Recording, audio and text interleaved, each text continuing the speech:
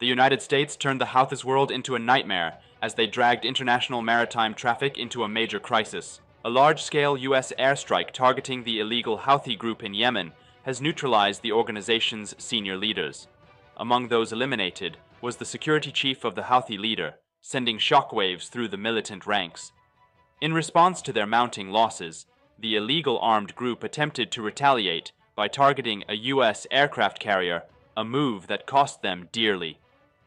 Immediately after the Houthis' reckless maneuver, the U.S. Central Command, CENTCOM, launched another wave of airstrikes in the region, delivering a final warning against the growing Iranian threat in the Middle East.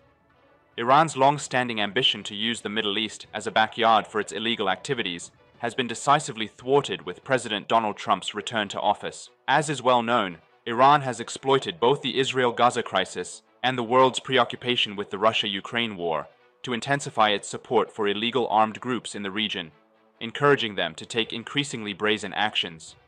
One such group, the Yemeni Houthis, nearly paralyzed global maritime traffic with their relentless attacks, causing a major crisis in international trade. Following his return to power in January 2025, US President Donald Trump granted the group ample time to halt these irrational actions.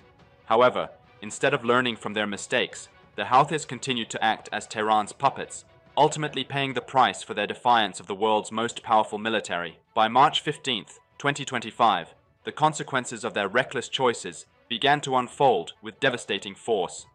Determined to implement a decisive and lasting solution, President Trump ordered a series of airstrikes on Houthi-controlled territories in Yemen as of Saturday. In his initial statement regarding the military action, the U.S. president explained the reasoning behind the strikes and their expected duration, affirming that the U.S. military would exert overwhelming force until the Iran-backed insurgents ceased their attacks on a vital maritime corridor. Following the first wave of nighttime strikes, preliminary assessments confirmed that at least 31 Houthi militants had been neutralized.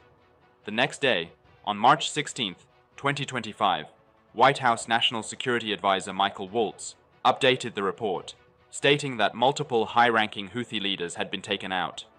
Speaking on ABC's This Week, Waltz declared, "This was in fact a crushing response that eliminated multiple Houthi leaders." He went on to accuse Iran of aiding the Houthis in their attacks against US warships and global trade, revealing that approximately 70% of global trade now avoids the Houthis by rerouting around South Africa, leading to higher shipping costs and supply chain disruptions. Blaming the Biden administration for failing to adequately address the Houthi threat, Waltz continued, "President Trump found this situation unacceptable.